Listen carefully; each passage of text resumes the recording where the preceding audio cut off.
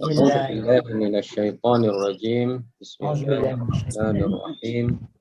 الحمد لله رب العالمين الرحمن الرحيم مالك يوم الدين إياك إياك نعبد نعبد وإياك وإياك نستعين اهدنا الصراط صراط المستقيم المستقيم صراط صراط الذين الذين أنعمت عليهم غير المغضوب عليهم ولا الضالين آمين.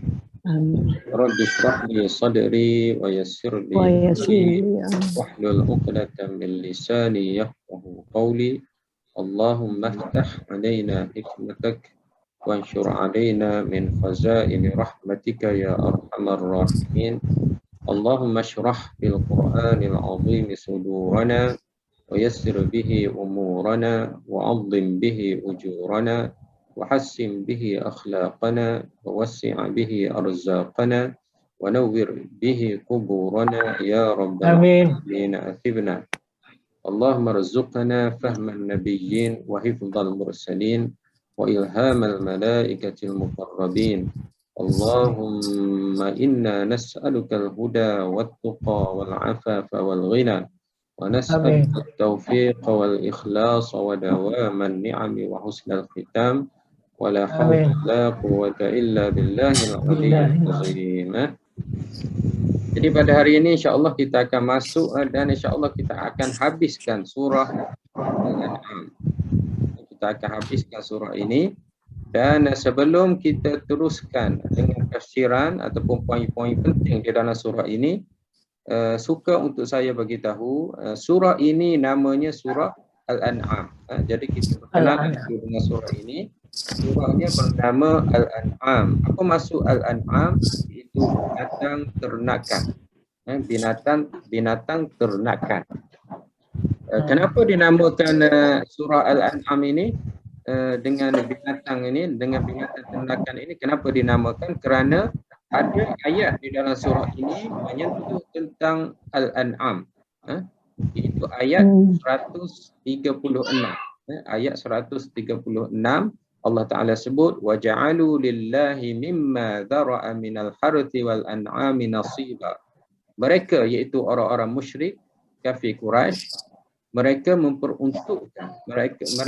memperuntukkan ataupun membahagikan hasil tanaman dan juga binatang ternakan, sebahagiannya bagi Allah dan sebahagiannya adalah untuk berhala mereka. Jadi sempena dengan ayat ini maka dinamakan surah ini dengan surah Al-An'am. InsyaAllah kita akan tengok tafsiran-tafsiran berkenaan dengan ayat ini. Dan ayat ini adalah ayat Makkiyah. Maknanya diturunkan setelah hijrah ke Madinah Al-Munawwarah, iaitu diturunkan di Mekah Al-Mukarramah. Ada yang berpendapat surah ini semuanya Makkiyah dan ada ulama yang berpendapat ada beberapa ayat, ada dalam 9 ayat ia diturunkan di Madinah. Tetapi pendapat yang paling kuat, surah Al-An'am ini diturunkan kesemuanya di Mekah Al-Mukarramah.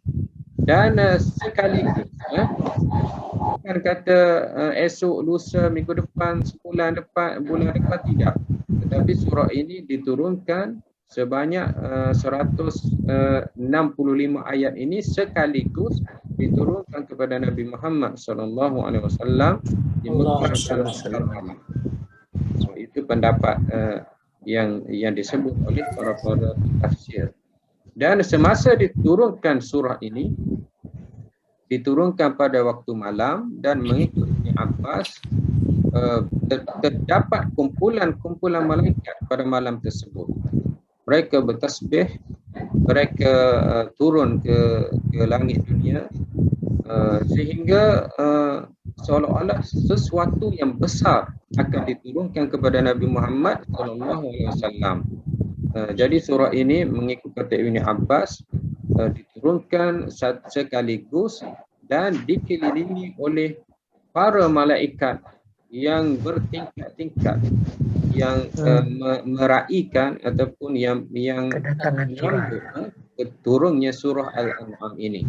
Ini menunjukkan surah ini adalah surah yang besar, surah yang hebat, surah yang mesti dipahami, dipahami dan diamalkan oleh para mukmin keseluruhannya. Maknanya surah ini adalah surah yang hebat, surah yang agung, dan kita semua mesti kita faham apa yang Allah Ta'ala nak cerita pada kita pada surah Al-An'am ini.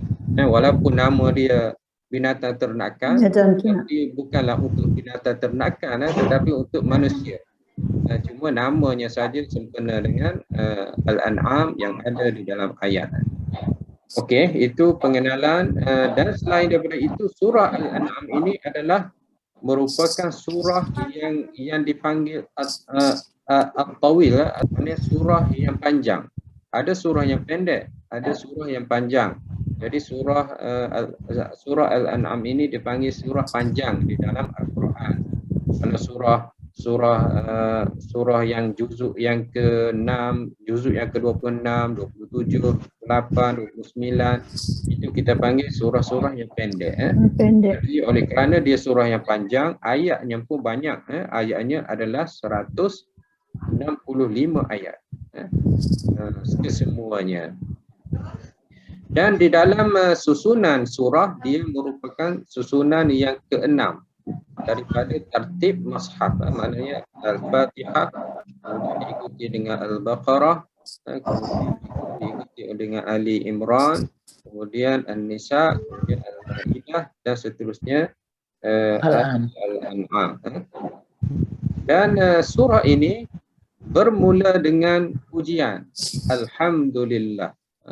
Bermula dengan pujian, dan seseorang itu apabila dia apabila disebut ataupun bermula dengan Alhamdulillah, maknanya adalah pujian-pujian ataupun syukur kepada Allah Subhanahu wa Ta'ala. Jadi di dalam surah Al-An'am ini bicaranya tentang akidah. Jadi apa yang paling kita perlu syukuri adalah akidah yang benar kita anuti.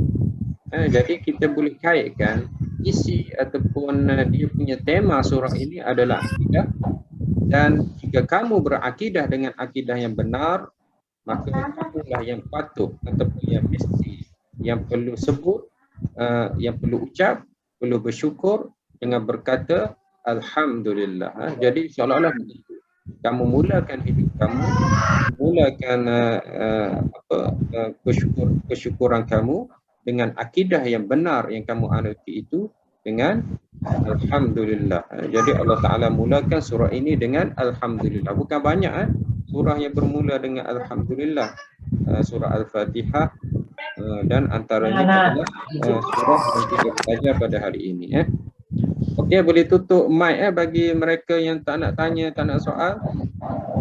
Nanti kalau ada soalan boleh tanya nanti. Boleh tanya nanti. Jadi surah ini bermula dengan Alhamdulillah. Dan Alhamdulillah ini kalau ikut apa yang Nabi minta kepada kita, bukan saja benda yang baik ataupun benda yang sukai kita perlu ucap Alhamdulillah. Kadang-kadang benda yang kita tidak suka pun kita kena ucap Alhamdulillah.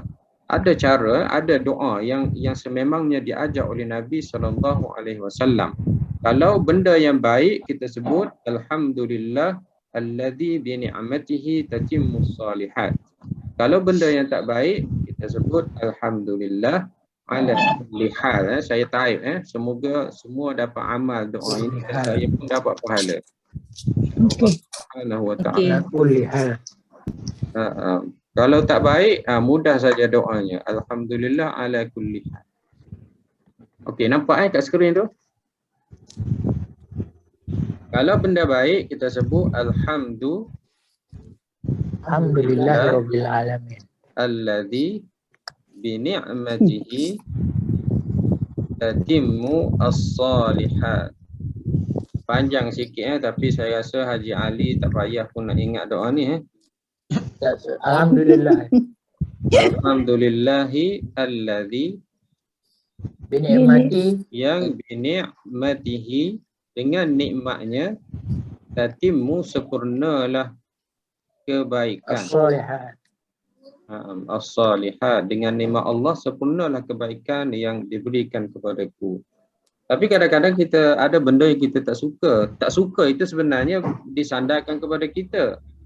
Sebabnya kita suka benda yang sesuai dengan nafsu kita. Cuma Allah Ta'ala bagi kepada kita bukan mengikut nafsu kita, bukan mengikut kehendak kita. Allah Ta'ala bagi sesuatu kepada kita mengikut kehendaknya. Jadi kadang-kadang kita lihat sesuatu yang menimpa kita itu adalah tak baik, bersandarkan kepada diri kita. Jadi pada masa ini kita disunatkan dan diajar oleh Nabi untuk kita menyebut Alhamdulillah ala kulli hal. Syukur segala puji bagi Allah atas setiap sesuatu yang segala sesuatu yang ditimpa kepada aku ini, aku segala puji bagi Allah juga. Janganlah dapat nikmat baru kita nak sebut alhamdulillah. Kemudian dapat musibah sikit dah nak marah. Subhanahu wa ta'ala. Kita puji juga Allah. Semoga dengan pujian ini Allah Ta'ala jadikan apa yang ditimpa kita itu kebaikan. Walaupun pada zahirnya dilihat keburukan. Ini sekadar mukaddimah kita. Sekadar mukaddimah dan kita jumpa tadi. Allah Ta'ala mulakan ayat ini dengan Alhamdulillah. Alhamdulillah. Okey, kita dah tahu sedikit sebanyak tentang ta'aruf ayat surah ini. Pertama namanya Al-An'am, yang kedua surahnya diturunkan di Mekah dan diturunkan satu kaligus semuanya, dan surah ini adalah merupakan surah yang panjang di dalam Al-Quran. Bilangan ayatnya adalah 165 ayat dan ia merupakan surah yang ke-6 mengikut susunan Al-Quranul Karim, dan surah ini juga bermula dengan Alhamdulillah.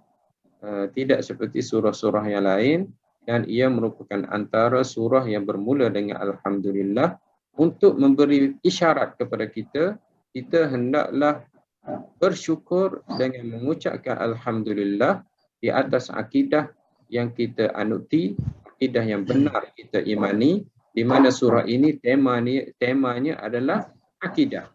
Pertama, akidah uluhiyah ketuhanan. Yang kedua, akidah nubuwah kenabian, dan yang ketiga adalah hari akhir, hari akhirat. Jadi tiga asas yang ada ataupun tema surah ini adalah semuanya berkaitan dengan akidah. Okey. Saya type kalau ada yang nak tulis pun boleh. Maknanya tema surah ini adalah tiga asas. Tema surah ini adalah tiga asas utama akidah. Okey, kejap. Pertama, uluhiyah ketuhanan. Nanti kita akan tengok satu persatu. Pertama, uluhiyah ataupun ilahiyat, disebut juga di dalam ilmu-ilmu akidah dipanggil ilahiyat, ketuhanan. Maksudnya ketuhanan itu sifat-sifat Allah Subhanahu Wa Taala. Kemudian ketuhanan juga berkaitan dengan sifat Allah, perbuatan Allah dan selainnya, dan nubuwah kenabian. Lain kan? Internet. Nabi itu benar, Nabi itu diutuskan oleh Allah SWT, dan Nabi itu diberi kitab, termasuk dalam nubuwah. Dan yang terakhir, yaumul akhirah. Jadi surah ini ia membicarakan 3 poin ini. Inilah poin akidah yang asas. Poin akidah yang asas yang kita imani. Jadi ilahiyat, percaya kepada Allah, itu adalah dia punya asasnya iman billah, percaya kepada Allah. An-nubuwah, percaya kepada Rasul. Kemudian percaya kepada kitab yang diturunkan kepada Rasul, dan percaya kepada malaikat. Jadi bawah nubuwah ini ada 3 rukun iman kita kan. Jadi percaya kepada Rasul, percaya kepada kitab, percaya kepada malaikat. Dan ilahiyah ini iman billah, kemudian beriman dengan qada dan qadar. dan Qada dan qadar ini juga adalah berkaitan dengan iman kepada Allah Subhanahu wa taala. Dan hari akhirat, beriman dengan hari akhirat. Jadi kalau kita lihat 7 poin utama dalam surah ini al-ilahiyat, dia merujuk kepada iman kepada Allah dan kaitan dengannya, dan iman kepada qada dan qadar. Kemudian an-nubuwah, beriman kepada Rasul, dan khususnya Nabi Muhammad SAW, beriman kepada Al-Quran yang diturunkan kepada Nabi Muhammad SAW, dan juga beriman kepada malaikat yang menurunkan Al-Quran kepada para anbiya, khususnya Nabi Muhammad SAW. Dan yang ketiga adalah hari akhirat. Jadi inilah tema surah Al-An'am yang kita nak pelajari ni. Surah Al-An'am, dia punya tema dia. Okey, nanti kita tengok satu persatu apa yang Allah Ta'ala akan cerita dalam surah ini berkaitan dengan tiga punya tajuk utama ini. Okey. Tak ada masalah. Hari akhirat itu termasuklah syurga, neraka, mahsyar, mati, kebangkitan, dan nubuwah itu sebagaimana yang saya cerita tadi 3 tadi dan ilahi uluhiyah ataupun ilahiyat itu beriman kepada Allah, dan juga qada dan qadar termasuk dalam iman kepada Allah Subhanahu wa taala. Jadi cukuplah 6 rukun iman tersebut. Okey, ada soalan nak tanya? Tak ada. Tak ada. Ya. Dah setengah jam baru mukadimah surah. Itulah. Itu Quran ini kalau kita nak sentuh secara detail memang makan masa. Tapi kadang-kadang kalau tak sentuh rasa tidak lengkap, tidak sempurna. Tak apalah kita ambil masa untuk menerangkan yang boleh asas-asas ataupun mukadimah surah ini. Surah ini ada sebab diturunkan surahnya. Ada sebab diturunkan ayat-ayatnya. Antara sebab yang disebut oleh para mufassir, kafir Quraisy mereka berjumpa dengan Nabi SAW. Dan mereka berkata, kalaulah kambing itu mati, siapa yang mematikannya? Musyrikin Mekah, dia berjumpa dengan Nabi SAW. Jadi kita dah belajar tadi, surah ini diturunkan di Mekah. Maknanya Nabi menghadapi ataupun Nabi berada dalam situasi bersama dengan musyrikin Mekah. Musyrikin Mekah ini mereka menyembah berhala. Kadang-kadang berhala yang mereka sembah itu mereka sembahkan korban. Mereka sembelih kambing ataupun biri-biri untuk berhala. Jadi berhala sembahan biri-biri ataupun kambing itu adalah haram dimakan. Jadi mereka pun pergi jumpa Nabi. Mereka tanyalah Nabi, kambing yang mati itu siapa yang mematikan? Nabi pun menjawab, yang mematikan Allah. Betul lah kan? Jadi setiap nyawa itu mati, Allah yang mematikan. Jadi sebenarnya musyrikin Mekah ini berjumpa dengan Nabi, dia tanya soalan itu, dia nak sekadar untuk menunjukkan keraguan ataupun mewujudkan keraguan. Jadi dia tanya, kalaulah kambing itu mati, kambing itu siapa yang mematikan? Jadi Nabi berkata, Allah Ta'ala. Kemudian dia pun balas kepada Nabi. Dia kata apa? Kamu kata, kalaulah kambing itu kamu yang mati, maknanya kamu yang sembelih ataupun kawan-kawan kamu yang sembelih, kamu kata halal. Kemudian begitu juga kalau kambing itu kamu berburu, kamu guna anjing perburuan, juga kamu kata halal.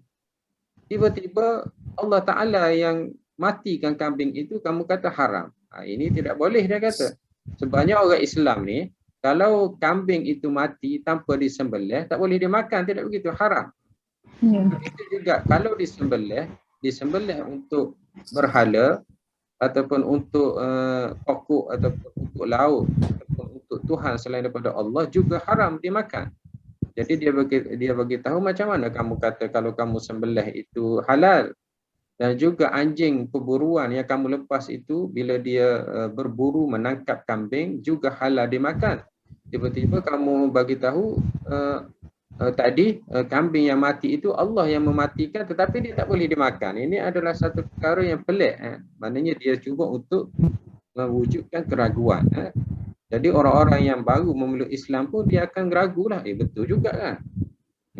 Kalaulah kambing itu mati, Allah Ta'ala yang matikan, sepatutnya lagilah halal daripada manusia sembelih dan sebagainya. Jadi turunlah ayat tentang jawapan kepada persoalan ini ataupun keraguan yang cuba diwujudkan oleh musyrikin Mekah ini. Itu antara sebab diturunkan surah ataupun ayat di dalam surah ini antaranya. Dan juga ada ulama menyebut juga antara sebab diturunkan ayat ini adalah apabila Abi Jahal dia telah membaling tahi ataupun najis kepada Nabi Muhammad SAW. Pada masa itu Hamzah masih lagi tidak beriman, tidak penuh Islam. Jadi apabila diberitahu bahawasanya Abi Jahal telah menghina Nabi dengan membaling najis tersebut, maka Hamzah pun pergi berjumpa dengan Abu Jahal.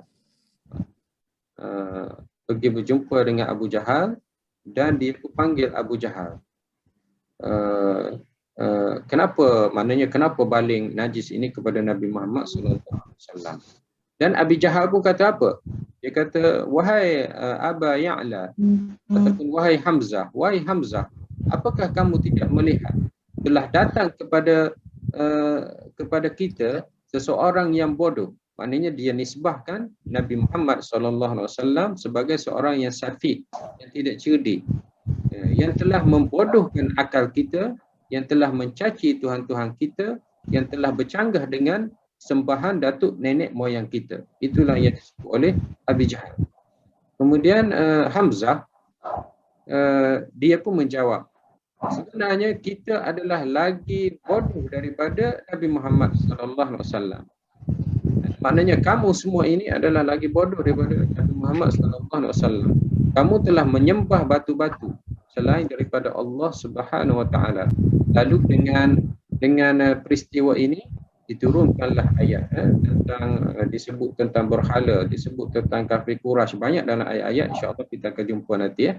Dan juga dengan peristiwa ini juga Hamzah bin Abdul Muttalib telah memeluk Islam dan pada masa itu dia mengucap asyhadu an la ilaha illallah la syarikalah wa anna Muhammadan abduhu wa rasuluh. Maka turunlah surah ini yang panjang lebar, yang sememangnya ayat-ayatnya adalah dialog-dialog Nabi dengan kafir Quraisy, uslub-uslub cara-cara dakwah Nabi kepada kafir Quraisy. Okey. Jadi itu sebab diturunkan ayat surah yang kedua disebut oleh para ulama, dan yang ketiga disebut juga surah ini diturunkan kerana orang kafir Quraisy mereka telah membunuh anak-anak mereka. Mereka telah membunuh anak-anak perempuan mereka dan menanam anak-anak perempuan mereka. Juga surah ini diturunkan di mana ayat 140 Allah Ta'ala Allah Ta'ala telah menceritakan tentang qad khasiral ladzina qatalu, sesungguhnya telah rugi mereka yang membunuh anak-anak mereka. Maknanya anak-anak perempuan mereka telah membunuh, dan anak lelaki mereka kekalkan hidup. Maka juga ayat ini, surah ini diturunkan kerana sebab sikap ataupun amalan kafir Quraisy terhadap anak-anak mereka, sehingga mereka sanggup membunuh dan menanam anak-anak mereka. Jadi itulah tiga sebab diturunkan surah ini ataupun ayat-ayat yang ada di dalam surah ini. Okey? Ya. Kelebihan surah ini saya dah cerita tadi ya. Kelebihan surah ini dan juga kandungan surah ini saya sudah cerita tadi, iaitu tiga isi ataupun kandungan yang utama. Pertama tentang ilahiyat, kemudian tentang nubuwah, dan yang ketiga adalah tentang hari akhirat. Okey. Jadi sekarang ni kita akan tengok kandungan surah ini. Okey Haji Nazimah. Okey. Oh, lain clear dengan suara. Saya tak dengar. saya dengar separuh tadi. Oh ya, sekarang ni dah Lain. okey Datin. Itu dah tertinggal banyak tadi. Tak Ya. clear. Ya, tak apa. Saya ada rakam ni kelas kalau ada channel ataupun nanti saya masukkan dalam YouTube tafsir saya Okey. nanti boleh Okey. tonton balik yang mana tertinggal tu insya-Allah Subhanahu Wa Taala. Okey, sekarang ni Terima kasih. kita akan tengok kita akan tebuk surah ini mana ayat-ayat yang penting Jadi sekarang ini kalau ada buku di depan ataupun ada kitab boleh tengok ayat bermula ayat 1 sehingga 18. Bermula ayat 1 sehingga 18. Allah Taala sebut yang pertama alhamdulillahilladzi khalaqas samawati wal ard. Dan sehingga ayat 18 Allah Taala sebut wa huwal qahiru fawqa ibadihi wa huwal hakimul khabir. Jadi bermula ayat 1 sehingga 18 apa ceritanya? Ceritanya adalah tentang dalil-dalil ataupun bukti-bukti kekuasaan Allah Subhanahu Wa Taala dan keesaan Allah Subhanahu Wa Taala. Itu yang pertama Maknanya ayat yang pertama lagi Allah Taala sebut Dia Allah yang mencipta langit-langit dan bumi. Dan dialah yang menjadikan kegelapan dan juga cahaya. Tetapi mereka yang kafir dengan Tuhan mereka, mereka itu adalah mensyirikkan Tuhan dengan Allah Ta'ala dengan Tuhan-Tuhan mereka ataupun berhala-berhala. Jadi dalam ayat pertama dan sehinggalah ayat 18 itu Allah Ta'ala ceritakan tentang keesaan Allah dan kekuasaan Allah Subhanahu Wa Ta'ala. Ayat yang pertama itu Allah Ta'ala sebut waja'ala dhulumat, kegelapan. Kegelapan di sini maknanya kekufuran, kesesatan. Maknanya benda yang sesat, benda yang kufur itu adalah banyak. Ada manusia menyembah berhala, ada manusia menyembah pokok, ada manusia menyembah manusia, menjadikan manusia itu Tuhan. Jadi dhulumat itu ditafsirkan dengan kesesatan ataupun kekufuran. Jadi dia diguna dengan jamak zulumat, banyak kegelapan. Wan nur hanya satu saja. Nur itu adalah kebenaran. Kebenaran hanya satu saja iaitu Islam, agama yang dibawa oleh Nabi kita, agama yang datang daripada Allah Subhanahu Wa Taala. Tetapi manusia tetap mensyirikkan Allah Subhanahu Wa Taala. Dan kemudian ayat yang kedua Allah Ta'ala cerita lagi Allah Ta'ala bangkitkan manusia. Dia bagi tahu manusia ini dicipta daripada tanah. Daripada tanah kemudian menjadi manusia yang lengkap, ada telinga, ada mata, ada akal, ada kuasa, ada jawatan, ada anak, ada pengaruh, menjadi hebat. Kemudian mereka itu lupa kepada Allah Subhanahu Wa Ta'ala. Dan setiap manusia itu Allah Ta'ala tetapkan tempoh hidupnya. Jadi seseorang itu ada tempohnya sekejap, ada tempohnya lama sehingga ada umurnya 100, 70, 60, 40, 20, bahkan ada yang lahir dah pun meninggal. Jadi daripada tanah yang tidak ada apa-apa sehingga menjadi manusia yang hebat. Dan walaupun mereka itu hebat tetapi mereka itu akan mati. Mereka itu ada tempoh. Jadi Allah nak tunjukkan kekuasaannya. Manusia ini walaupun hebat mana pun dia akan mati dan dia tidak dapat mengatasi kehebatan kekuasaan Allah Subhanahu Wa Taala. Jadi ayat 1, ayat 2, kemudian ayat yang keempat, ayat yang kelima, semua itu adalah menceritakan tentang kekuasaan Allah Subhanahu Wa Taala.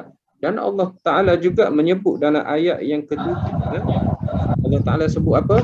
Allah Taala bagi tahu bangsa-bangsa terdahulu Allah Ta'ala telah hancurkan mereka. Allah Ta'ala telah hancurkan mereka bangsa-bangsa terdahulu. Okey, boleh tutup mic siapa yang buka supaya tidak ada gangguan. Kenapa disebut bangsa-bangsa terdahulu ini telah dihancurkan oleh Allah? Supaya kafir Quraisy itu dia insaf, dia tahu bahawasanya Walaupun pada masa tersebut ekonominya dikuasai oleh mereka, politiknya dikuasai oleh mereka, dan Nabi Muhammad SAW itu adalah golongan yang kecil, termasuklah yang mereka baru memeluk Islam, tetapi sebenarnya mereka perlu ingat bangsa-bangsa yang hebat sebelum mereka, kaum Ad, kaum Thamud, kaum Nabi Allah Nuh alaihissalam, kaum Saleh, di mana mereka itu lagi hebat teknologinya, tamadunnya, mereka itu telah dihancurkan oleh Allah Subhanahu Wa Taala. Dan kafir Quraisy ini dia boleh melihat apabila mereka itu pergi ke Yaman ataupun pergi ke Syam, mereka boleh melihat kesan-kesan bangsa tersebut yang telah dihancurkan oleh Allah Subhanahu Wa Taala, di mana mereka itu lagi hebat.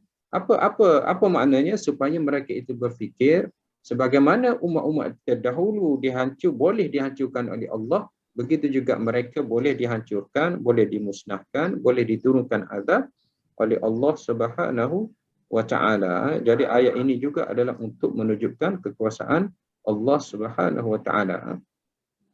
Jadi bila kafir Quraisy dengar ayat-ayat permulaan ini, dia sudah rasa gerun, dan Allah Taala sudah mulakan untuk menunjukkan bahawasanya manusia ini adalah lemah dan Allah itulah yang berkuasa.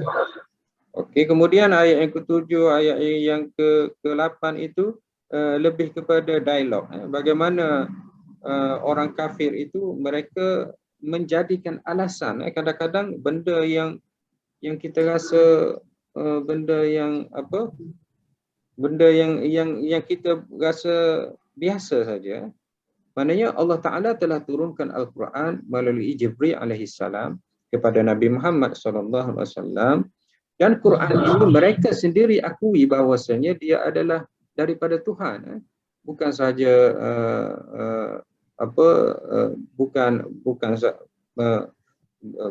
mereka itu akui sendiri. Di mana Abi Jahal itu sendiri dan juga beberapa orang lagi kafir Quraisy, mereka mencuri dengar ayat-ayat Quran yang dibaca oleh Nabi Muhammad sallallahu alaihi wasallam. Abi Jahal, Al-Walid bin Mughirah, mereka ini mencuri dengar ayat-ayat Al-Quran. Kenapa? Kerana ayat Al-Quran itu adalah terlalu indah, terlalu hebat, dan mereka pada zaman itu adalah orang-orang yang hebat berbahasa Arab. Mereka berada pada tahap ketinggian ataupun menguasai sastra Arab yang paling tinggi di kalangan mereka. Mereka bertanding siapa yang paling hebat bahasanya.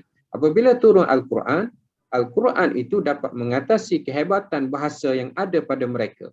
Dan mereka sendiri akui bahawasanya ini bukan kalam manusia, bukan bahasa manusia, tetapi bahasa yang diturunkan oleh yang lagi hebat, iaitu Allah Subhanahu Wa Taala. Jadi mereka sebenarnya akui, tetapi nak tunjukkan mereka ini nak menunjukkan Al-Quran ini adalah perbuatan manusia, mereka minta supaya diturunkan Al-Quran ini dalam bentuk kertas yang mereka boleh sentuh. Jadi kalaulah betul Al-Quran ini daripada Allah, turunkanlah dalam bentuk kertas. Di mana kertas ini sebagaimana kita sekarang ni ada kitab-kitab Al-Quran, kita boleh sentuh. Jadi kalaulah diturun bentuk kertas sebegini, boleh disentuh, maka kami akan percayalah Quran ini daripada Allah Subhanahu Wa Taala. Tetapi sebenarnya mereka ini kalaulah diturunkan Quran dalam bentuk kertas, mereka akan kata lagi teruk, mereka akan kata Nabi ni memang sihir betul-betul. Maknanya Quran ini boleh turun dalam bentuk kertas pada zaman yang kertas pun tidak ada, di mana Quran itu ditulis pada kulit-kulit kayu, pada pelepah tamar, dan tiba-tiba dalam bentuk lembaran kertas diturunkan Al-Quran. Pada masa ini lagilah mereka akan tolak Al-Quranul Karim dan mereka akan kata hada illa sihrun mubin. Ayat yang ke-7 itu, mereka yang kafir itu kalau diturunkan Al-Quran dengan kertas, mereka boleh sentuh, pastilah mereka akan kata ini adalah sihir yang jelas. Tapi itu yang mereka minta. Jadi kita lihat secara, kalau nak berhenti satu-satu ayat ni agak akan makan masa. Jadi ayat 1 hingga ayat 8, kemudian ayat yang ke-9, ayat ke-9 ni mereka kata kenapa tak jadikan rasul itu di kalangan malaikat. Maknanya rasul itu dilantik manusia juga. itu pun dibangkitkan oleh mereka. Jadi kalaulah diturunkan, dijadikan rasul itu di kalangan malaikat, mereka lagilah akan keliru. Mereka lagilah akan ragu-ragu. Mereka akan lagilah bangkit banyak lagi permintaan-permintaan, persoalan-persoalan kepada Nabi Muhammad sallallahu alaihi wasallam. Okey. Kemudian Allah Taala sebut dalam ayat yang ke-11, kamu hendaklah berjalan di muka bumi, tengoklah kesan-kesan. Ini juga adalah satu dalil bahawasanya seseorang itu perlu berjalan di atas muka bumi ini. Dan benda ini ataupun sunnah ini telah dilakukan oleh mereka yang bukan beragama Islam pada zaman sekarang ini. Orang Islam ni banyak mereka pergi hanya untuk melancong ataupun untuk bersukaria saja. Tetapi yang dimaksud di sini adalah untuk mengambil iktibar, mengkaji, menyelidik dan sebagainya. Jadi Allah Ta'ala bagi tahu, kamu berjalan di atas muka bumi ini. Kemudian kamu melihat bagaimana kesan-kesan mereka yang telah mendustakan Allah Subhanahu Wa Ta'ala. Ya, jadi bukan saja melihat dari sudut sejarahnya, tetapi melihat kepada teknologinya. Apa yang telah mereka capai pada masa tersebut.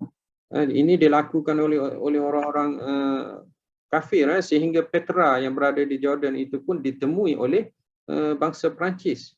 Sebab mereka itulah yang suka melihat, suka berjalan, bukan saja atas bumi. Orang-orang kafir ini mereka masuk dalam laut pun.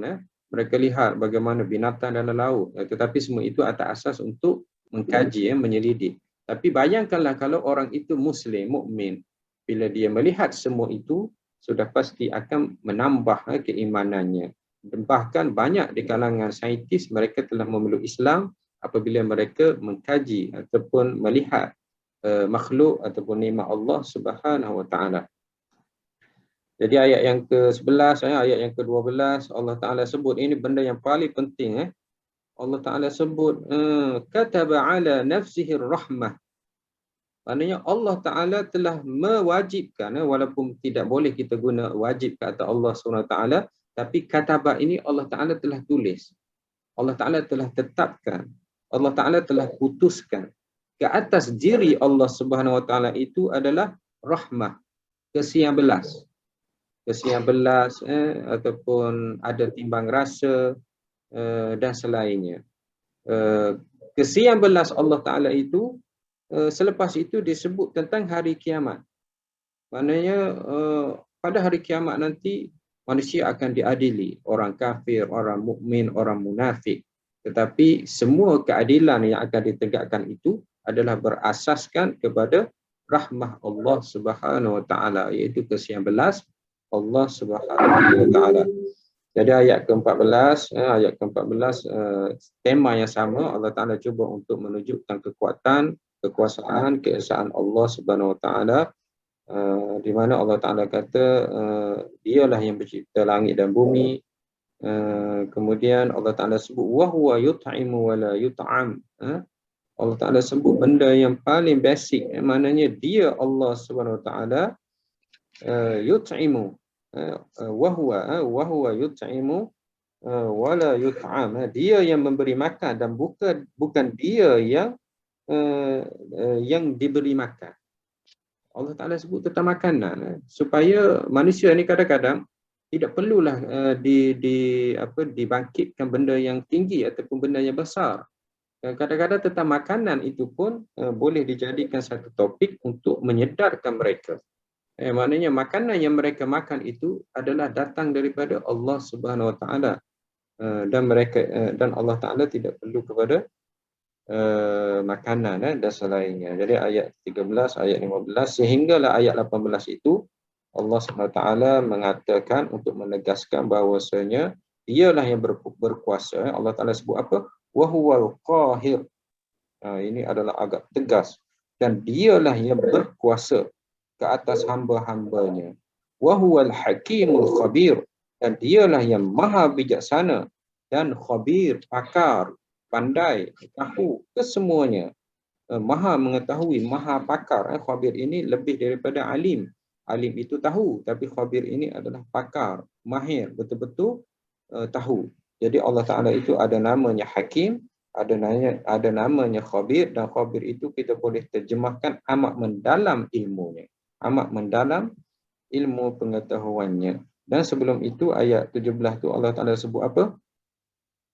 Kalaulah Allah Taala kalaulah Allah SWT menimpakan engkau dengan sesuatu bencana, maka tidak ada sesiapa pun yang dapat mengangkat ataupun menghilangkan kesusahan bencana tersebut. Dan seandainya Allah Ta'ala mahu melimpahkan, mengurniakan engkau dengan kebaikan, maka dialah yang berkuasa untuk memberikan kebaikan tersebut. Jadi Allah Ta'ala cuba untuk menunjukkan kekuasaan, kudrat. Jadi sebagaimana yang saya sebut tadi, ayat 1 hingga 18, Allah Ta'ala cuba untuk menegakkan bukti, dalil ke atas kekuasaan ataupun keesaan Allah Subhanahu wa Ta'ala. Okey, saya cari situ ayat 1 hingga 18. Tengok Quran. Saya tak. Okey, saya boleh saja share Quran dekat sini ya, tetapi kalau tengok Quran yang ada di depan masing-masing lagi bagus. Jadi kita tadi daripada ayat 1 sehingga ayat 18. Tak bergerak pula ni. Okey, tengok Quran. Rasanya kalau tengok tafsir, terjemahan Quran masing-masing lagi mudah. Ada soalan nak tanya?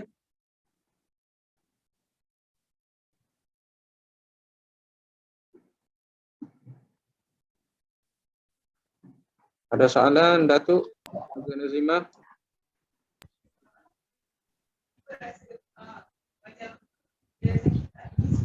Tak ada, Ustaz. Okey, tak ada. Jadi kita dah lepas tadi. Okey, kita dah lepas sehingga ayat 18 tadi. Sehingga ayat 18 tadi, saya pun tengok Quran saya juga ni. Jadi daripada ayat 1 hingga ayat 18 tentang kekuasaan Allah Subhanahu wa Ta'ala. Kemudian ayat 19 sehingga 30 tentang kenabian. Tentang kenabian, tentang kerasulan Nabi Muhammad sallallahu alaihi wasallam. Kemudian Allah Ta'ala juga memberitahu tentang pendirian mereka orang yang mendustakan Al-Quran. Kemudian juga ayat-ayat ini menceritakan tentang dakwah Nabi Muhammad sallallahu alaihi wasallam. Ayat berapa tadi? Ayat 19 hingga 35. Ayat 19 hingga 35. Okey, saya cuba tengok kat sini. Ayat 19 hingga ayat 35. Ayat 19 ini, katakanlah wahai Muhammad, apakah saksi yang paling agung ataupun paling besar yang menunjukkan engkau itu adalah Nabi? Katakanlah Muhammad, maknanya di sini mula Nabi seolah-olah diminta untuk berdialog dengan kafir Quraisy. Dan di sini Nabi menjawab, Allah Subhanahu wa Ta'ala lah sebagai saksi di antara aku dan kamu bahwasanya Nabi itu adalah Rasulullah sallallahu alaihi wasallam. Itu ayat yang ke-19. Itulah yang dikatakan tentang kenabian kerasulan Nabi Muhammad sallallahu alaihi wasallam. Kemudian ayat yang ke-20 itu, alladzina atainahumul kitab ya'rifunahu kama ya'rifuna abna'ahum. Walaupun ayat ini diturunkan kepada kafir Quraisy, tetapi Allah Ta'ala juga sebut tentang Kristian dan juga Yahudi. Kenapa? Kerana Madinah dan Mekah ini walaupun dari sudut agamanya ada macam Yahudi Nasrani ini, mereka adalah ahli kitab. Adapun kafir Quraisy ini mereka menyembah berhala, tetapi mereka ada hubungan, mereka ada cerita, ada perjumpaan, ada pertemuan, mereka ada berniaga dan sebagainya. Dan Nabi bagi tahu, kalaulah kamu nak tahu, orang Kristian dan orang Yahudi ini, mereka yang diberi kitab ini, mereka pasti akan tahu bahawasanya Nabi Muhammad itu adalah Rasul sebagaimana mereka mengenali anak-anak mereka. Kerana ada sudah disebut di dalam kitab-kitab mereka itu tentang kebangkitan ataupun kerasulan Nabi Muhammad sallallahu alaihi wasallam. Bahkan mereka itu menunggu Nabi. Yahudi dan Kristian itu mereka hidup berperang di antara suku kaum mereka dan mereka menunggu kedatangan Rasul untuk menghentikan peperangan ataupun kezaliman yang berlaku pada masa itu.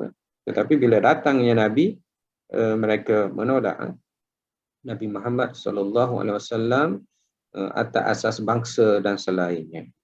Jadi ayat yang ke-20, kemudian ayat yang ke-22, 23, 24.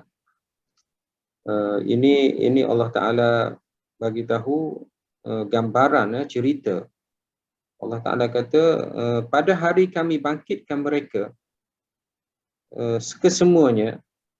Kemudian mereka yang syirik itu ditanya kepada mereka, di mana Tuhan-Tuhan yang kamu syirikkan?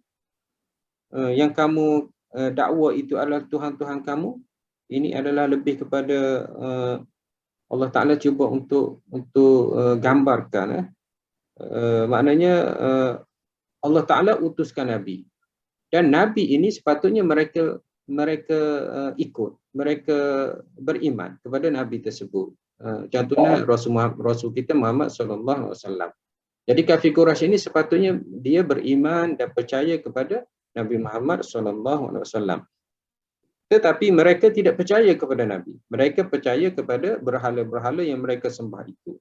Jadi pada hari akhirat nanti Allah Ta'ala gambarkan di sini akan ditanya kepada mereka.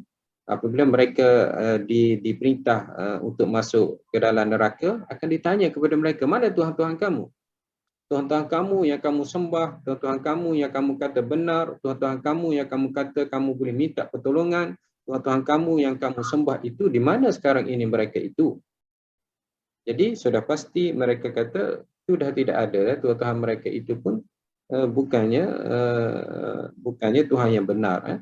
Di sini Allah Ta'ala nak bagi tahu bahawasanya kamu menyembah berhala itu menyebabkan kamu tidak ada pertolongan, tidak ada bantuan di akhirat nanti, berbanding kamu percaya kepada Nabi Muhammad SAW, di mana Nabi Muhammad itu boleh tolong kamu, boleh bantu kamu, boleh beri syafaat kepada kamu di akhirat nanti.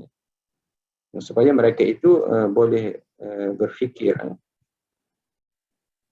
Okey, ayat yang 23, 24. Kemudian ayat yang ke-26, kemudian ayat yang ke-27. Mereka ayat ke-27 itu mereka apa? Walau tara idh huqifu 'alan nar. Ayat yang ke-27 di sini. Walau tara idh huqifu 'alan nar faqalu ya laitana nuraddu wa la nukadziba bi ayati rabbina wa nakuna minal mu'minin. Ayat Allah Ta'ala sebut yang bermaksud dan sesungguhnya jika engkau melihat ketika mereka didirikan di tepi neraka, maknanya mereka duduk di tepi neraka, mereka sedang menyaksikan azab yang akan mereka lalui, mereka pun berkata apa? Wahai kiranya kami dikembalikan ke dunia dan kami tidak akan berdustakan lagi ayat-ayat keterangan Tuhan kami dan menjadikan kami dari golongan yang beriman. Maknanya pada masa ini mereka, Allah Ta'ala gambarkan mereka sedang berada di tepi neraka. Pada masa ini mereka minta supaya dikembalikan mereka atas dunia. Pada masa ini mereka akan beriman dengan Nabi Muhammad SAW dan mereka akan menjadi orang-orang yang beriman. Tetapi sudah lewat. Jadi Allah Ta'ala ceritakan kepada kafir Quraisy supaya mereka sudah nampak gambaran di akhirat nanti. Mereka akan ditanya tentang Tuhan-Tuhan mereka yang mereka syirikkan. Dan juga mereka pada masa itu apabila mahu masuk ditunjukkan azab neraka, pada masa itu mereka minta supaya mereka itu kembali ke dunia dan mahu beriman kepada Nabi Muhammad SAW. Dan ayat yang ke-28, ayat yang ke-28, 29, kemudian ayat seterusnya sampai ke-35, semua itu adalah ayat tentang kenabian. Dan juga Allah Ta'ala juga sentuh tentang dialog Nabi Muhammad SAW, dan juga keadaan kafir Quraisy ini apabila mereka berada di akhirat nanti. Ayat ke-30 tu kan, Allah Taala kata, qala fadzuqul azab bima kuntum takfurun. Kamu terimalah, rasakanlah azab dengan apa yang telah kamu dustakan di dunia. Kemudian Allah Ta'ala kata, betapa ruginya mereka yang telah berdustakan hari akhirat. Liqa'illah ini bertemu dengan Allah Subhanahu Wa Ta'ala. Apabila datang kepada mereka as-sa'ah baghtah, hari akhirat itu tiba-tiba, maka mereka pun insaf. Jadi Allah Ta'ala cerita lebih kepada hari akhirat supaya kafir Quraisy itu mereka sedar. Dan ayat yang ke-32 ini juga penting. Allah Ta'ala sebut apa? Wa mal hayatud dunya illa la'ibun walah. Kehidupan dunia itu tidak lain dan tidak bukan adalah permainan dan juga hiburan. Itu hakikatnya. Ini hakikat kehidupan dunia ini. Kita kena ingat, pertama, permainan. Dan yang kedua, terhibur. Jadi kalau kita layan dengan mainan-mainan dunia, dengan hiburan-hiburan dunia, kita akan leka dengan dunia.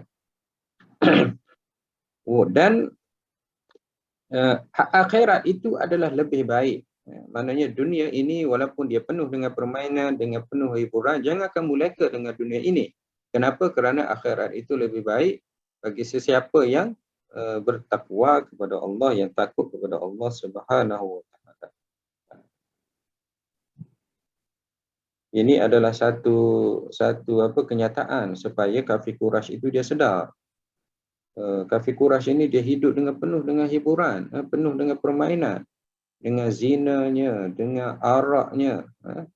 Mereka adalah orang-orang yang menjual arak, minum arak, orang-orang yang menghidupkan sistem perhambaan yang menindas manusia. Mereka juga adalah orang yang mengamalkan riba, menindas dalam bentuk kewangan ataupun harta. Mereka juga mengamalkan zina, menyembah berhala, sehingga dikatakan kaum jahiliyah. Jadi Allah Ta'ala bagi tahu supaya mereka sedar, itulah dunia, tempat permainan, tempat bersukaria, tempat hiburan. Jadi jangan kamu leka dengan hiburan dan permainan dan juga nikmat dunia tersebut, kerana hari akhirat itu lebih baik. Lebih baik bagi orang-orang yang bertakwa lah. Bahawa orang yang bertakwa dia tak rasa baik pun. Sebab itulah kita boleh nilai, kalaulah dunia ini bagi kita lagi baik daripada akhirat. Kenapa? Kerana kurangnya takwa itu, takut kepada Allah Subhanahu Wa Ta'ala. Kalau tingkatan takwa itu lagi tinggilah kita sedar bahawasanya akhirat itu lebih baik kepada kita. Kalaulah dunia itu kita terikat ataupun kita tertipu ataupun kita kejar, sebenarnya yang menjadikan kita sebegitu adalah kurangnya takwa di dalam hati kita, di dalam diri kita, takutnya kita kepada Allah Subhanahu Wa Ta'ala. Itu pertama. Afala ta'qilun, apakah mereka itu tidak guna akal? Yang kedua, kita ikut nafsu bukan ikut akal. Kalau kita ikut akal, sudah pasti kita akan mengikut apa yang benar, apa hakikat yang sebenarnya. Tetapi kita ikut nafsu, maka kita akan jadi orang yang leka dengan dunia. Sebab kalau kita guna akal, sudah pasti akal akan kata, kamu hidup atas dunia hanya 46 tahun, 50 tahun, 70 tahun, 80 tahun. Takkanlah kamu dalam tempoh hidup ini yang singkat ini, kamu akan tenggelam dengan hiburan, tenggelam dengan permainan, kamu tenggelam dengan nikmat dunia, sehingga kamu tidak melakukan amal ibadat, kamu tidak kuatkan ketakwaan kamu, di mana dengan nikmat yang singkat ini kamu akan hadapi azab yang selama-lamanya. Ini adalah sesuatu yang tidak masuk akal. Sepatutnya kamu cuba untuk bertahan dengan tempoh yang singkat ini, dengan amal ibadat, dengan menjauhi maksiat, untuk mendapat nikmat selama-lamanya di akhirat yang tidak ada tempoh. Tetapi kamu terpedaya dengan nikmat yang singkat ini, nikmat yang sekejap ini sehingga kamu terpedaya, kamu tertipu dan kamu lakukan maksiat, dosa kepada Allah SWT sehingga kamu diazab oleh Allah tanpa ada tempoh. Kalau orang kafir itu khalidina fiha, akan kekal dalam neraka itu buat selama-lamanya. Jadi orang kafir itu diminta juga untuk taqilun, untuk jangan ikut nafsu tetapi ikut akal yang Allah Ta'ala berikan kepada kamu. Itu ayat yang ke-32. Kemudian ayat yang ke-34 dan 35, tema dia lebih kurang saja. Na'am. Ayat yang ke-35 tu Allah Ta'ala cuba mencabar. Allah Ta'ala sebut apa? Wa in kana kabura 'alaika i'raduhum. Ayat ke-35 itu Allah Ta'ala sebut, dan seandainya tentangan mereka iaitu kafir Quraisy itu kamu rasa sangat berat bagimu, maka sekiranya engkau sanggup mencari satu lubang dalam tanah atau tangga untuk naik ke langit, lalu engkau dapat mendatangkan mukjizat kepada mereka. Di sini Allah SWT juga untuk menyatakan bahawasanya Nabi itu sebenarnya mukjizat itu adalah kurniaan Allah Subhanahu Wa Taala, bukan datang daripada dirinya. Sebabnya kafir Quraisy ini mereka juga minta mukjizat, mereka juga minta bukti daripada Allah Subhanahu Wa Taala, minta bukti kepada Nabi Muhammad SAW.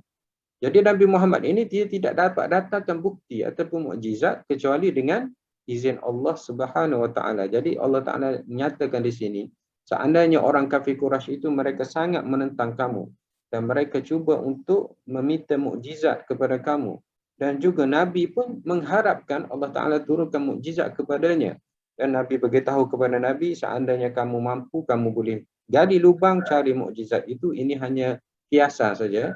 Maknanya manusia manalah boleh masuk dalam bumi untuk mencari mukjizat, ataupun kamu buat tangga naik ke langit cari mukjizat.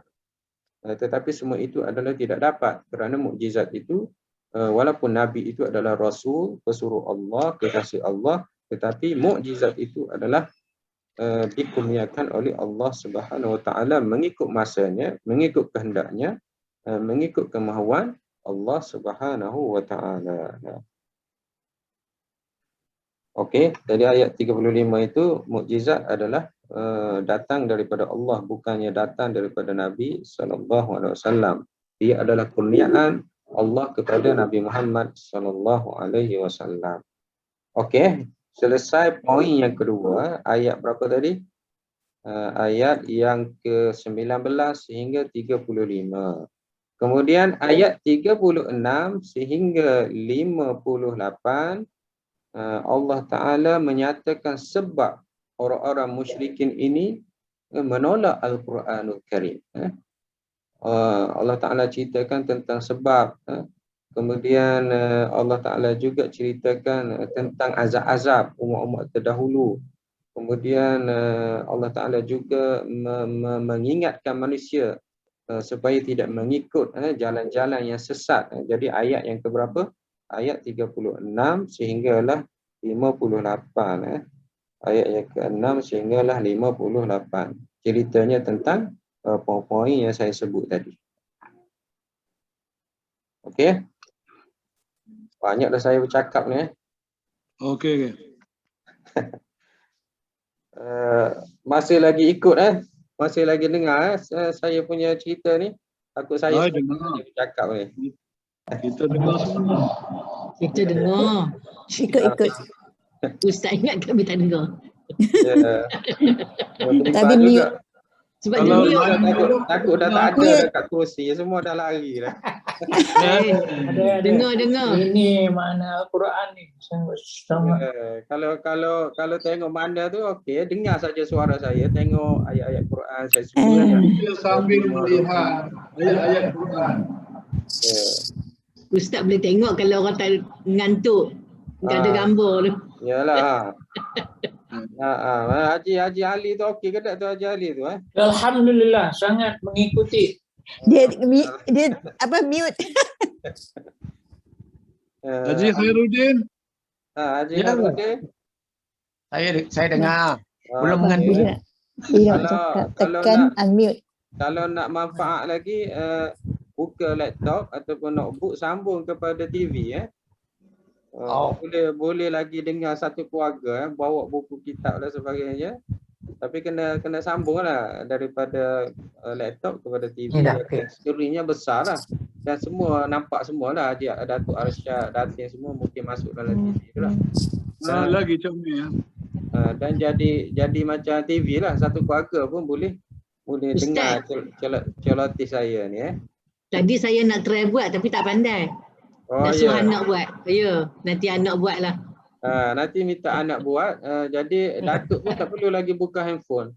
Ya, Duduk betul. Di atas kerusi buka kitab macam kita tonton TV biasa. TV ya. Itu lagi mudah lah. Ya. Dan kalau Haji Khairuddin nak saya live dalam page pun boleh. Kalau ada page surau, boleh saya live kan. Maknanya kelas kita ni live Facebook page surau. Jadi kena buat dululah page surau Madrasah Al-Hidayah. Pakai Zoom ke atau Facebook, Ustaz? Facebook. Facebook. Tapi Haji Khairuddin boleh buka page, guna akaun Facebook Haji Khairuddin, buat satu page. Page itu namanya adalah Madrasah Hidayah Taman QPAD. Nanti Haji Khairuddin invite punya kawan-kawan satu taman tu lah. Jadi mereka like semua page tu. Bila saya live nanti, mereka boleh tonton direct melalui Facebook. Jadi dia orang pun boleh masuk sekali ke ataupun dia Dia boleh join lah, tapi tak masuk dalam Zoom lah. Zoom ni 5 orang inilah saja. Jadi mereka hanya dapat tonton dalam Facebook page Madrasah Hidayah tu. Mereka dapat tonton macam skrin ni lah. Mereka dapat tonton kelas kita ni. Jadi kita belajar secara bersemuka dengan saya online, dan mereka tu belajar melalui Facebook saja, dengar saja. Kalau nak tanya tak boleh lah, mereka nak tanya kena komen kat bawah tu sajalah. Dan saya dah Haji Khairuddin dah dapat. Ya. Lihatlah begitulah. Itu boleh lah. Cuma Haji Khairuddin kena buka dulu page. Buka page Madrasah Al-Hidayah. Dan di dalam tu boleh saya live kelas kita ni melalui Zoom yang saya guna ni. Orang boleh ikuti lah, tanya dengan anak dulu. Itu kalau nak buat lah. Kalau tak nak buat pun tak apa. Ataupun nak buat kelas lain pun tak ada masalah, untuk ramai lagi tu ada masalah. Okey. Selingan sikit Okey. Sampai mana dah tadi kita? Selingan tu dah 58. sampai 56. Okey, ayat 56 sampai 36 sehingga 58 tentang sebab orang kafir itu tidak menerima Al-Quranul Karim. Innama yastajib alladhi yasma'u ka yab'athuhumullahu thumma ilaihi yurja'un. Okey, kita lihat pula kita berhenti di mana-mana poin yang Allah Taala cerita dalam ayat ini. Okey, Allah Taala di dalam ayat 36 ini Allah Taala cuba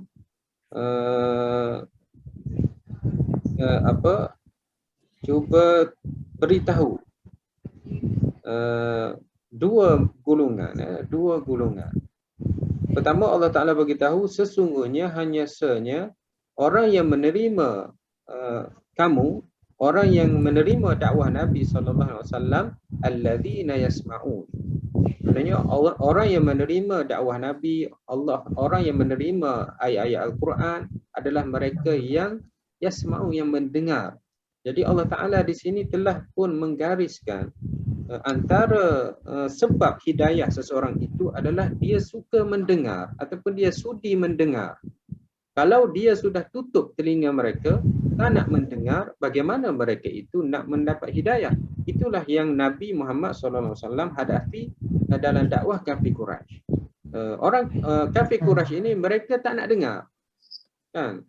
Bahkan dalam surah Baqarah kan Allah Ta'ala bagi tahu mereka tutup jari-jari mereka di telinga mereka. Mereka tak nak dengar Al-Quran.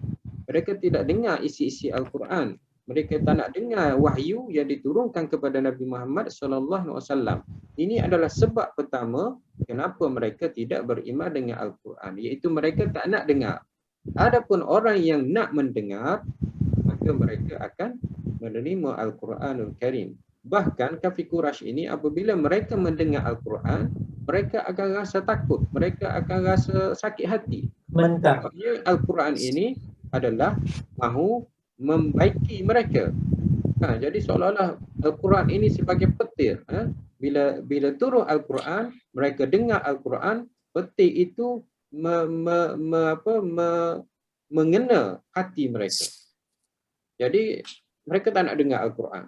Apabila tak nak dengar Al-Quran, itulah mereka jauh daripada hidayah, jauh daripada petunjuk Allah Subhanahu Wa Taala. Dan kita boleh ambil iktibar daripada ayat ini. Pertama sekali seseorang itu dapat menerima kebenaran atau petunjuk adalah dia mendengar dahulu.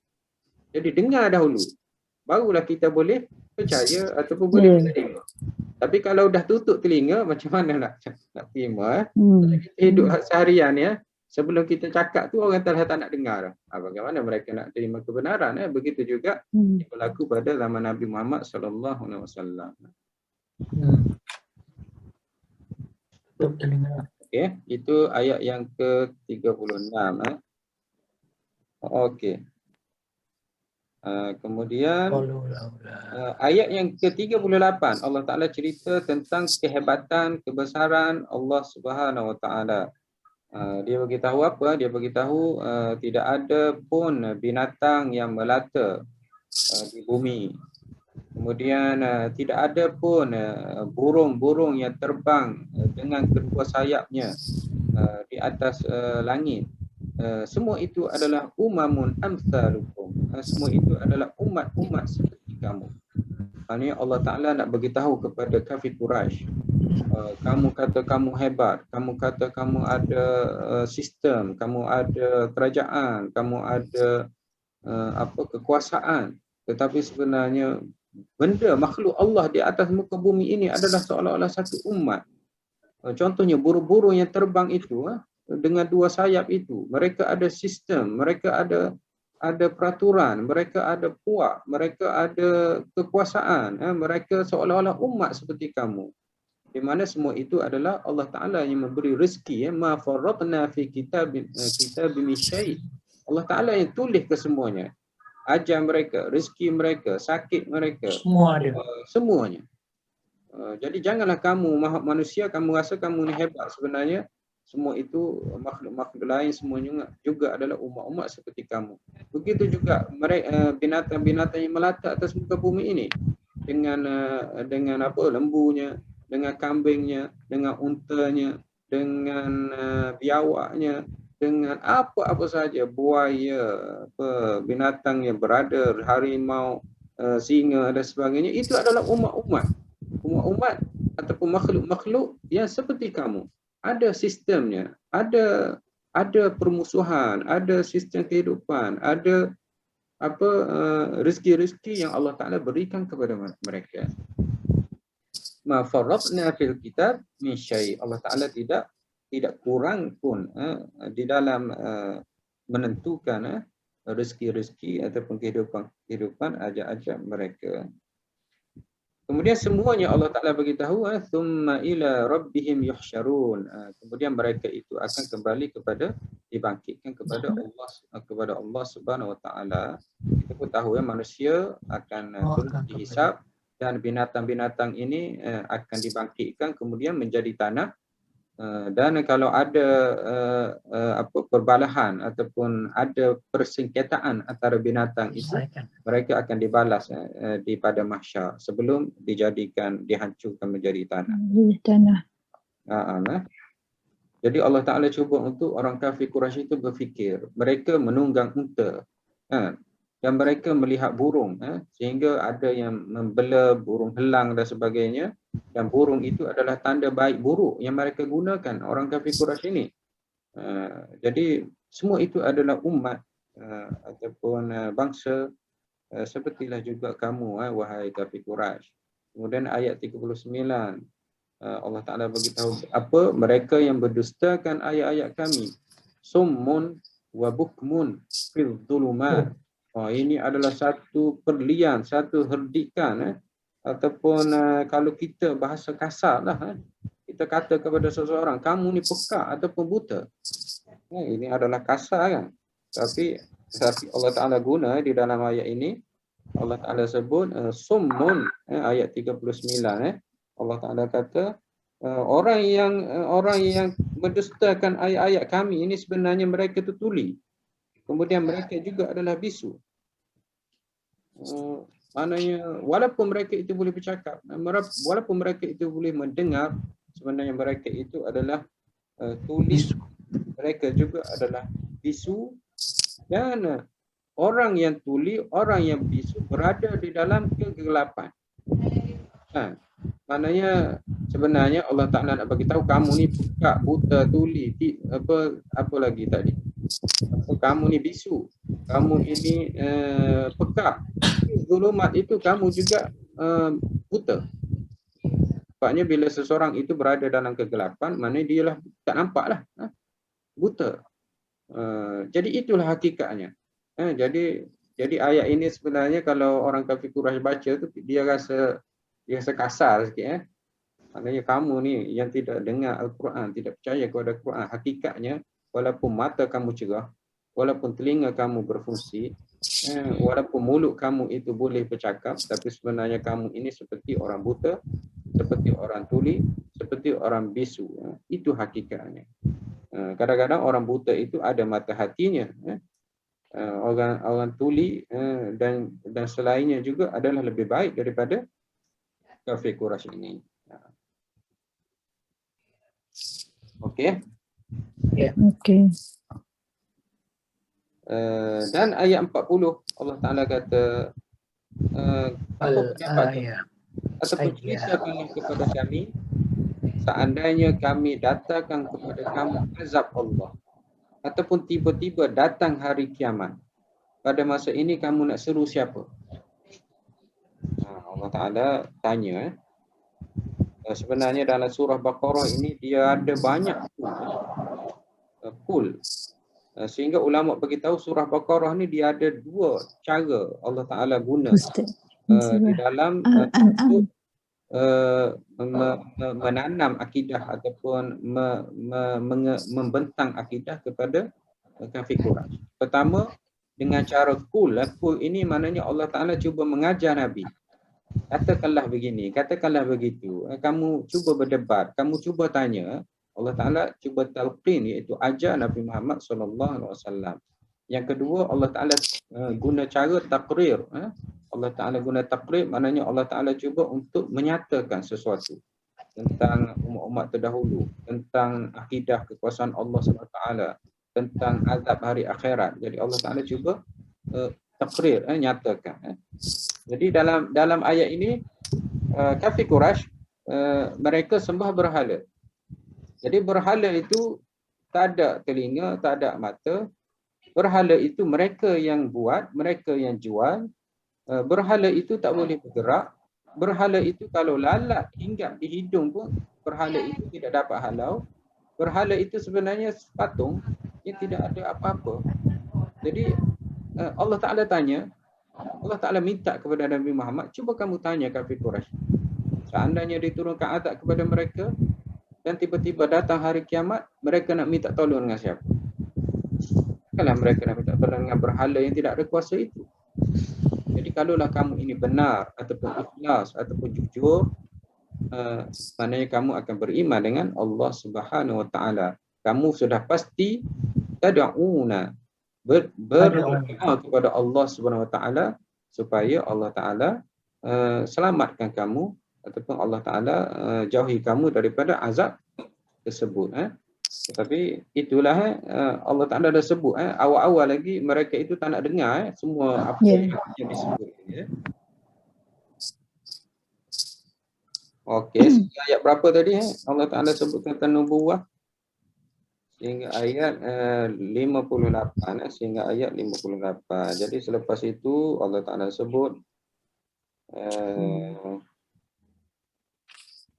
Allah Taala sebut apa? Ayat yang ke-44. Ini pun penting sangat. Ini kita panggil istidraj. Lama nasuma. Pernah dengar istidraj? Pernah dengar istidraj? Pintu-pintu pernah Apa maksudnya? bagi kemewahan untuk kemudarat, untuk kecelakaan. Ya. Jadi ayat 44 ni Allah Ta'ala cerita tentang istidraj. Apa maksud istidraj? Istidraj maknanya Allah Ta'ala bagi nikmat kepada orang yang berdosa, orang yang jahat, orang kafir, orang yang jahat, orang yang zalim, orang yang berdosa, orang yang mengaku dia Tuhan seperti Fir'aun. Allah Ta'ala beri kebaikan kepada dia. Allah Ta'ala beri nikmat kepada dia. Allah Ta'ala buka segala kemewahan. Allah Ta'ala buka segala kesenangan. Tapi mereka tu sebenarnya melakukan dosa. Jadi itu kita panggil istidraj. Bukan berlaku pada zaman Nabi saja. Sebelum Nabi pun ada dah berlaku. Dan juga zaman sekarang kita ini pun berlaku. Istidraj ini. Yang tidak berlakunya adalah mukjizat. Sebab tidak ada Nabi.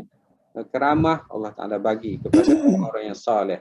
Istidraj pun Allah Ta'ala bagi kepada orang-orang yang berdosa, sehingga pada zaman kita ini kita boleh melihat orang yang berdosa Allah Ta'ala bagi sihat saja, bagi mewah kaya, bagi segala kesenangan kepadanya.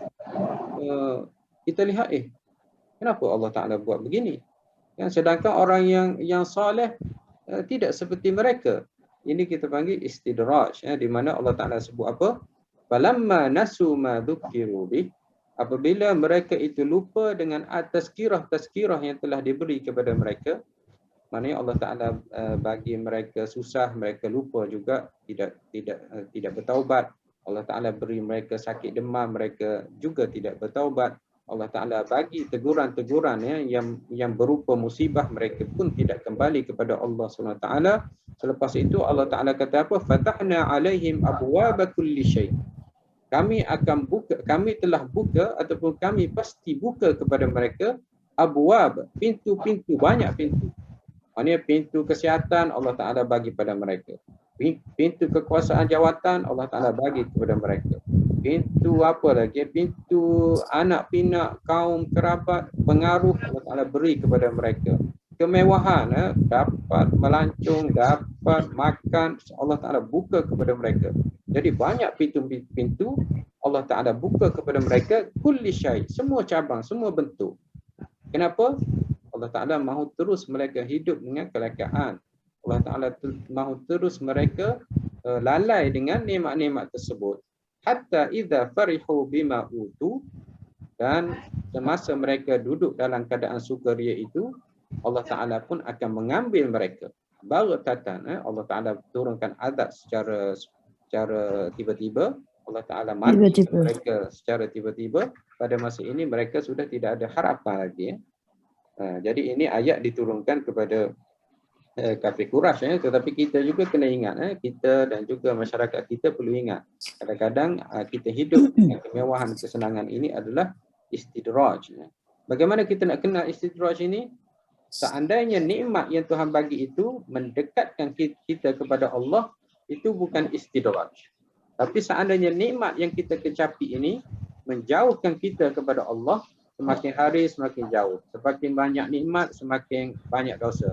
Semakin banyak nikmat, semakin kurang ibadat. Itu adalah istidraj daripada Allah Subhanahu Wa Taala.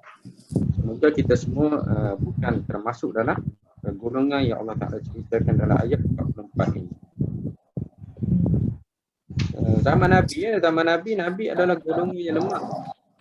Orang-orang yang beriman kepada Nabi pun golongan ad-du'afa, orang-orang yang dhaif. Tapi guru-guru Abu Jahal, Abu Lahab, semua itu mereka-mereka yang hebat. Jadi Allah Ta'ala seolah-olah mendedahkan apa yang kamu lihat, wahai Rasul dan juga pengikut-pengikut. Semua itu adalah istidraj daripada Allah Subhanahu Wa Ta'ala. Dan akan dihadap Allah Subhanahu wa taala. Mute ke? Mute. Okey, tutup mic Ni pokok tak buka. Okey, jadi sehinggalah ayat 50 58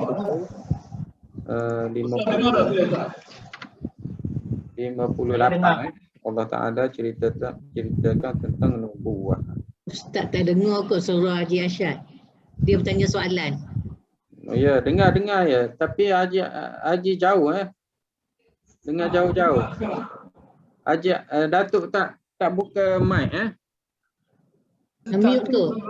Dah buka semua. Ya, Okey, tengok. Dah buka semua. tak jelas Datuk. Itulah. Saya ni ada masalah hari ni. Abang duduk sini ya. Nak tanya pun tak boleh. Okey, dah jelas dah sikit dia. Sila. Okey. Istidraj ni saya tak jumpa lagi dalam ayat-ayat yang kita baca hari ini. Adakah ini merupakan ujian-ujian Allah? Okey Datuk Ya. Saya taip supaya dapat baca, pertama dapat baca dengan betul dan juga dapat tahu beberapa kurniaan. Ada kita panggil mukjizat. Okay. Mukjizat ini diberi kepada Rasul, para rasul. Nampak saya share di skrin tu, nampak mukjizat. Nampak? Nampak. Okey, ini pertama mukjizat.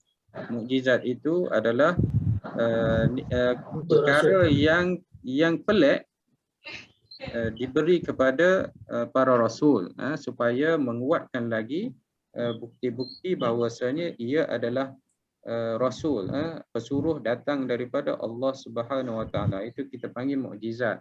Mukjizat Nabi kan banyak kan, antaranya Al-Quran. Ya. Yang kedua karamah. Karamah ini adalah kemuliaan ataupun perkara-perkara yang pelik diberi kepada orang-orang yang soleh. Ataupun kita panggil keramat tuk wali-wali tapi keramat yang kita faham pelik-pelik sangat, boleh berjalan atas air, boleh terbang, itu keramat orang Melayu lah tapi keramah di sini lebih kepada maknanya kemuliaan-kemuliaan yang diberikan kepada orang yang soleh, orang yang baik. Bahkan setengah ulama menyebut seseorang itu kalau dia dapat mengikut sunnah Nabi pada zaman ini adalah karamah yang paling tinggi mengikut sunnah Nabi SAW. Maknanya bukan terbang, bukan jalan atas air saja. Maknanya kalau dapat ikut Nabi itu juga adalah karamah Jadi karamah ini dikurniakan kepada orang yang soleh, orang-orang yang baik ataupun para aulia. Para al-aulia. Kemudian satu lagi yang Datuk tanya tadi, mungkin kurang dengar, itu istidraj. Istidraj ini tak ada dalam Quran, tapi banyak ayat yang menunjukkan begitu. Antaranya ayat yang kita belajar ni. Istidraj. Istidraj ini nikmat, kesenangan, kemewahan yang diberi kepada orang-orang yang melakukan maksiat, al-asina. Mereka yang lakukan maksiat ataupun al-kafirin ataupun kafirun, orang-orang kafir, al-munafiqun, orang-orang munafik, ataupun orang-orang yang mujrim, penjenayah dan sebagainya. Ini kita panggil istidraj. Allah Ta'ala beri kepada mereka kemewahan, kesenangan pada orang-orang yang melakukan maksiat atas asas supaya mereka terus dengan kelalaian, terus dengan kesesatan, terus dengan kekufuran, dan bila sampai satu tahap Allah Ta'ala matikan mereka, Allah Ta'ala beri kepada mereka azab dan juga akibat balasan sebagaimana yang telah berlaku pada umat-umat terdahulu. Ini kita panggil istidraj. Ada ayat Quran banyak, nahnu numiddu haula wa haula min ata'i rabbik. Maknanya kami memberi kepada mereka pemberian sama ada kafir dan mukmin daripada kurniaan Allah Subhanahu wa taala. Jadi Allah Taala beri kepada mereka semua. Bahkan orang maksiat ini kita lihat lebih banyak mereka itu dapat nikmat. Tapi kita kena ingat di sana adalah istidraj daripada Allah Subhanahu wa taala. Dan saya cakap tadi antara tanda sesuatu nikmat itu bukan istidraj apabila ia mendekatkan kita kepada Allah. Allah Ta'ala beri kita sihat. Dengan kesihatan ini bertambahnya ibadat kita. Allah Ta'ala beri kita rezeki. Dengan rezeki ini bertambahnya ketakwaan kita kepada Allah Subhanahu Wa Ta'ala. Allah Ta'ala beri kita rezeki dengan wangnya, dengan hartanya, dengan kemewahan selainnya. Semua itu mendekatkan kita kepada Allah Subhanahu Wa Ta'ala. Tapi seandainya semua itu Allah Ta'ala beri menjauhkan kita kepada Allah, ini adalah antaranya istidraj. Dengan wang yang kita ada, lagi banyak kita lakukan maksiat. Semakin sihat, semakin jahat. Semakin tinggi kuasa dan sebagainya, semakin ini adalah istidraj daripada Allah Subhanahu Wa Taala. Moga-moga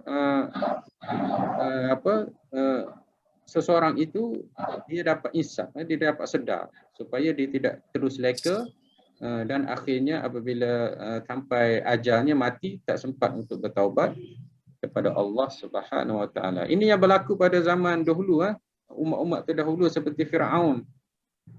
Firaun tidak sakit, tidak sakit, tidak apa, akhir sekali adalah istidraj. Begitu juga kaum Nabi Allah Lut, kaum Nabi Allah Nuh, kaum-kaum terdahulu mereka telah binasakan oleh Allah Subhanahu Wa Taala di saat kehebatan. Al-Karamah. Okey, dah dekat 2 jam dah kita ni. Ya, betul. Alhamdulillah. Terima kasih Ustaz.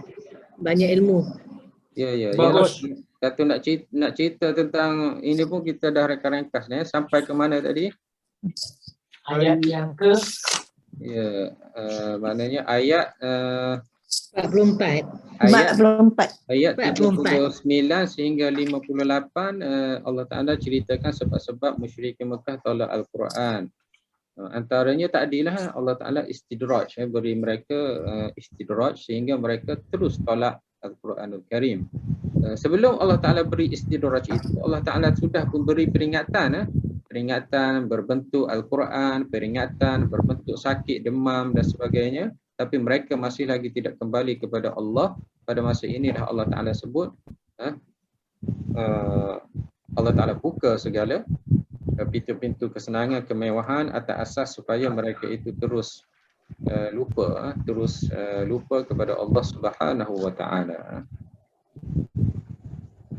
Okey. Jadi ada soalan lagi nak tanya? Ada. Jadi ayat 44 tadi yang kita jumpa tadi, falamma nasu ma dzukiru bi. Kemudian ayat 45 faquti adabirul qaumil ladzina zalamu. Ini Allah Taala nak bagi tahu Allah Taala telah hancurkan, musnahkan keseluruhannya kaum-kaum terdahulu yang zalim. Kemudian walhamdulillahirabbil alamin. Alhamdulillah ini diulang balik. Ini supaya kita bersyukur kepada Allah Subhanahu Wa Taala di atas akidah yang benar kita anuti, di atas iman kita kepada Allah Subhanahu Wa Taala, sehingga kita masih lagi dikekalkan, diberi nikmat oleh Allah Subhanahu Wa Taala untuk terus hidup di atas muka bumi ini. Dan ayat 46 ini Allah Ta'ala ini juga Allah Ta'ala perli Allah Ta'ala perli kafir Quraisy.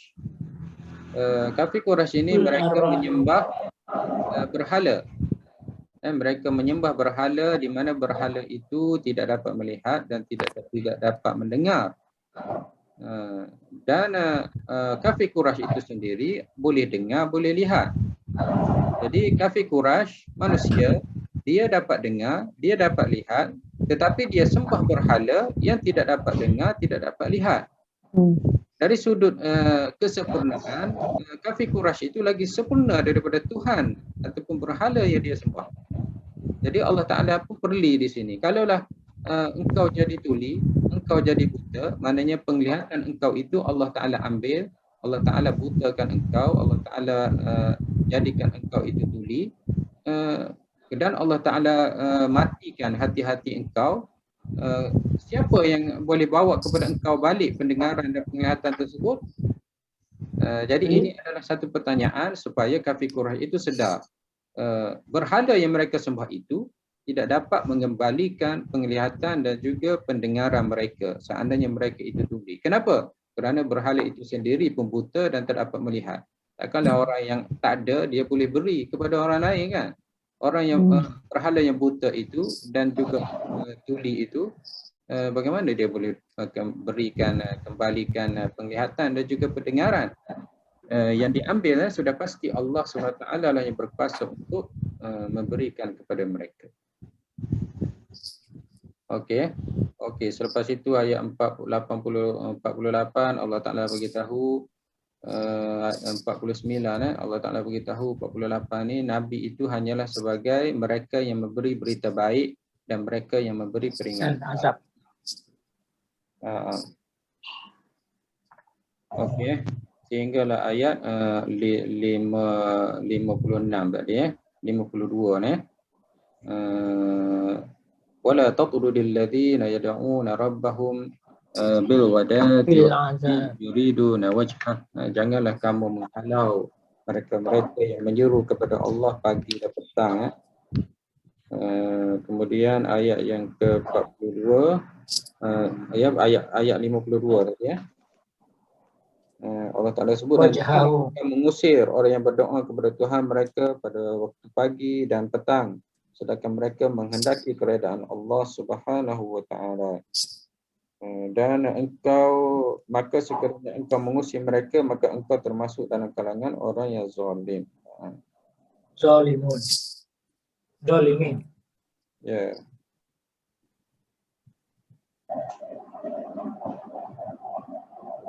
Okey, ini pun ada sebab diturunkan ayat ni. Surah ayat yang ke-52 di mana mengikut riwayat hadis diriwayatkan oleh Imam Muslim, ada 6 orang yang duduk di sebelah Nabi SAW, iaitu Bilal, Suhaib, Ammar, Khabbab. Dan ada beberapa orang yang berkata kepada Rasulullah, usilah mereka. Sungguhnya kami malu jika pengikutmu seperti mereka yang hina itu. Maka turunlah ayat ini. Maknanya ayat lebih kepada seseorang itu walaupun dia miskin, dia hina, dia mungkin tubuh badannya tidak fizikalnya tidak hebat seperti Bilal, hitam dan sebagainya. Di sisi Allah Subhanahu Wa Taala mereka itu adalah sama. Mereka sama sahaja mulia.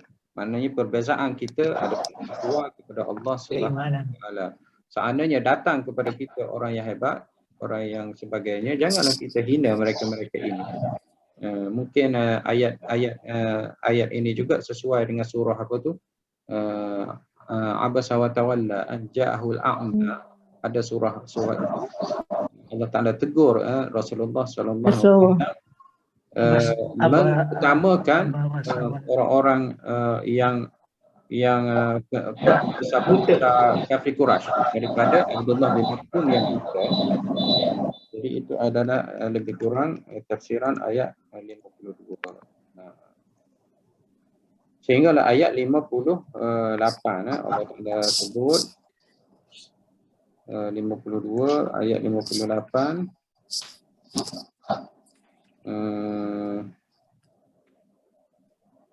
58 Allah Ta'ala sebut qul law anna 'indi ma tasta'jiluna bihi qudiyal amru baini wa bainakum wallahu a'lamu bil zalimin. Sebelum itu qul inni 'ala bayyinatin min rabbi wa kadzdzabtum bihi ma 'indi ma tasta'jilun inil hukmu illa lillah yaqussul haqq. Okey. Ya. Nampaknya kita tak boleh habiskan juga ayat ni. Tak boleh panjang. Ya, kalau saya ada soalan nak tanya. Adakah tafsiran sebegini agak lambat mana perlu dipercepatkan lagi ataupun okey Dah laju dah Ustaz. ha? Dah laju boleh saya. Mana kalau kita target nak satu surah kan, tapi tak sampai satu surah, maknanya hanya Oh, tak boleh. 1/3 Satu juz. Ini ayatnya panjang. Surah ni panjang kebetulan, ya. Ya, surah ni panjang. Kita target dulu. Ya. Yang penting Apa kita saya, faham. pada kelas akan datang saya akan cuba cepatkan. Sebab saya Ini ni kita bila- tadi 1, Ha, 2, 3, 4, 5, 6, 7 muka surat. tujuh muka surat mungkin tajuk ini sebagaimana yang saya bagi tahu, surah Al-An'am ini adalah surah yang penting. Mungkin banyak poin-poin yang kita perlu sentuh. Ya. Ya, Mungkin betul. Bila kita sampai kepada surah yang lain, mungkin kita boleh cepatlah sikit. Okey. Sebabnya poin-poin yang saya sentuh tadi itu saya rasa agak penting untuk kita tahu. Dan kalau kita terlepas, Setuju, Ustaz. maknanya mungkin terlepaslah pengajaran Poin. ataupun isi-isi poin-poin yang penting dalam Dia boleh surah. faham sikit. Okey, nanti Jadi boleh hari baca ini- balik boleh baca, dan kalau ada soalan nanti boleh tanya pada kelas-kelas kita akan datang. Jadi sekarang ni sudah 2 jam Ustaz. pertama. Allah. Saya sebenarnya boleh lagi kalau nak teruskan lagi, tapi ialah kalau kita belajar ni 1 jam, 1 jam setengah, 2 jam itu okeylah tapi kalau lebih sangat mungkin Haji Ali pun sudah Ali dia. lapar dah tu Fikiran melayang lah. Haji Itu Ali saya dah lah. lapar Tak dan boleh lama kita sangat. ada kerja-kerja lain Kadang-kadang bila lebih daripada 2 jam itu kita punya pemikiran sudah tidak fokus orang yang ada kerja sudah fikir nak mula kerja masing-masing, orang yang masak dah mula nak masak Apa nak masak apa Fikir ni? nak masak apa. Fikir nak masak apa. Jadi kita berhenti setakat ni dahulu insya-Allah, dan kita sambung nanti kelas kita pada hari yang akan datang, dan kita cuba untuk cepatkan dan skip ayat-ayat yang kita rasa tidak perlu fokus pada kelas-kelas kita akan datang. Jadi terima kasih kepada Datuk, kepada CEO kita Haji Khairuddin, Datin, dan juga Hajah Nazimah, Haji Ali Ali jemput lagi rakan-rakan kita yang lain supaya dapat InsyaAllah. bikin lagi kelas dalam proses. kita dapat manfaat bersama-sama, kita dapat share ayat-ayat Allah Subhanahu Wa Taala.